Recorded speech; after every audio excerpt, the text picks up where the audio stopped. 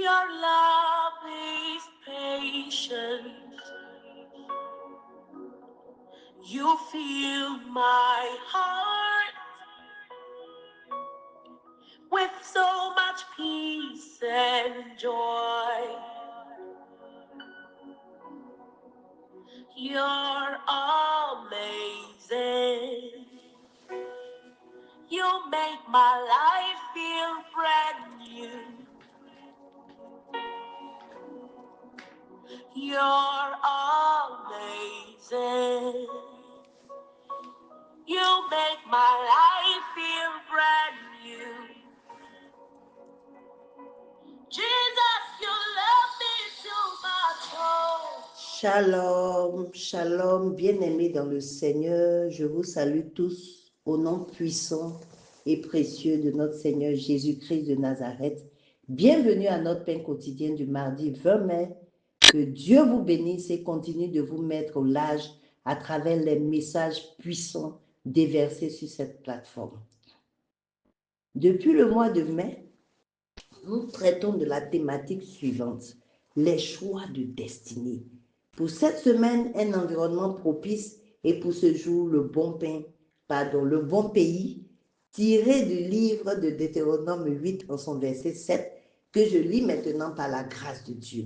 Car l'Éternel, ton Dieu, va te faire entrer dans un bon pays, pays de cours d'eau, de sources et de lacs qui jaillissent dans les vallées et dans les montagnes. Alléluia, parole du Seigneur notre Dieu. Amen. Bien-aimé de Dieu, c'est la saison que Dieu a choisie pour t'ouvrir une grande porte qui te donne accès à un bon pays. Amen. Un pays qui a une atmosphère propice. Un pays qui a une atmosphère, un environnement propice pour ta destinée. Bien-aimé, le terme pays dans un contexte biblique renvoie en hébreu à Médina, qui est certes un territoire géographique, mais aussi un espace spirituel, une région géographique comme Canaan, qui est aussi spirituelle. Alléluia. Bien-aimé de Dieu, Dieu dans son amour incommensurable souhaite te faire entrer dans ton Canaan. Dieu souhaite nous faire entrer dans notre Canaan. Quelle grâce! Un pays de délices, un pays où tu verras par l'autorité et par la puissance du Saint-Esprit tomber les géants pour posséder ton miel et ton lait. Alléluia! Gloire à Jésus-Christ de Nazareth. Bien-aimés, permettez-moi de lire quelques passages précédant le verset que nous venons de lire. Les versets 2, 3 et 4 du même chapitre, Deutéronome 8. Souviens-toi de tout le chemin que l'Éternel, ton Dieu, t'a fait faire pendant ces 40 ans dans le désert, afin de t'humilier et de t'éprouver pour savoir quelles étaient les dispositions de ton cœur et si tu garderais ou non ses commandements.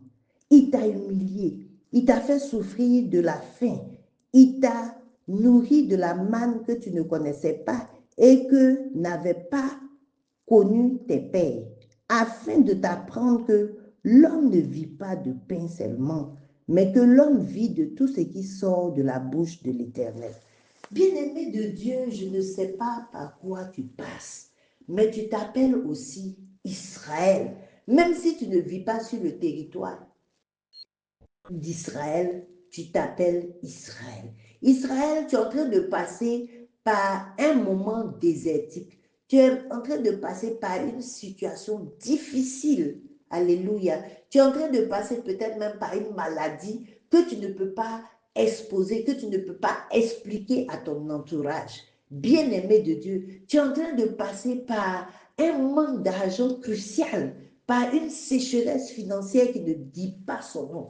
Tu es endetté, tu ne sais pas où donner de la tête. Mais dans toutes ces situations troubles que tu vis, bien-aimé, tu es toujours accroché à Jésus et c'est bien. Parce que ce par quoi tu es en train de passer, bien-aimé, ce n'est pas pour te faire souffrir véritablement. Dieu veut simplement te former. Dieu te fait passer par un examen. Dieu est en train de te tester pour voir si malgré tout, tu vas le laisser. Alléluia. Bien-aimé, tu n'es pas en train de laisser Dieu. Chaque fois que tu vis ces situations troubles, tu te mets à genoux devant le Seigneur et tu implores sa grâce sur ta vie. Cela signifie que tu n'as pas abandonné la main de Dieu. Tu es en train d'appliquer le verset 1 qui dit ceci. Vous observerez et vous mettrez en pratique tous les commandements que je vous prescris aujourd'hui. Alléluia. Tu es en train d'appliquer le verset 6, toujours dans le même chapitre, qui dit, tu observeras les commandements de l'Éternel, ton Dieu, pour marcher dans ses voies et pour le craindre. Alléluia. Pour cela, bien-aimé, Dieu ne va pas t'abandonner. Alléluia. Dieu ne va pas t'abandonner parce que toi, tu n'abandonnes pas sa parole. Il dit, l'homme ne vivra pas seulement de pain, mais de toute parole qui sort de sa bouche. Tu as faim, bien-aimé. Tu es seul, tu as faim de mariage. Tu es malade, tu as faim de guérison et de santé. Tu manques d'argent, tu as faim d'argent. Alléluia. Tu as une faim, tu as soif d'une percée financière.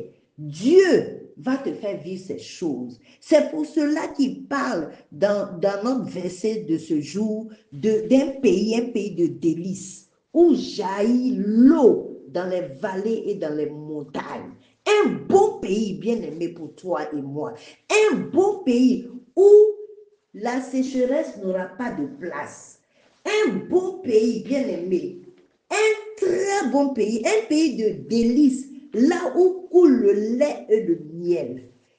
La terre promise, bien aimée pour ta destinée, ta terre de destinée. Alléluia.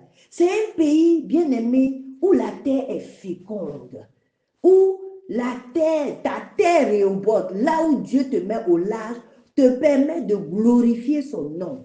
Alléluia. Un pays où, bien aimé, des pleurs peuvent arriver le soir, mais dès le matin, la joie inonde ton cœur parce que Dieu te donne de l'espoir en mettant un témoignage puissant dans ta bouche.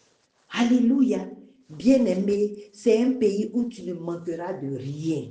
C'est un pays où l'Éternel est ton berger. C'est un pays, oh bien-aimé, où Dieu te donne de grandes grâces. Du célibat, tu passes au mariage. De la sécheresse spirituelle, tu passes à la richesse spirituelle. Un pays où de la pauvreté, bien-aimé, tu passes à la percée financière. Un pays où, dans un manque total, tu te retrouves dans une vie abondante. Ou, bien-aimé, un pays où tes affaires sont bloquées. Il y a un blocage dans tes affaires. Et Dieu te fait expérimenter, bien-aimé, te fait vivre des affaires fructueuses.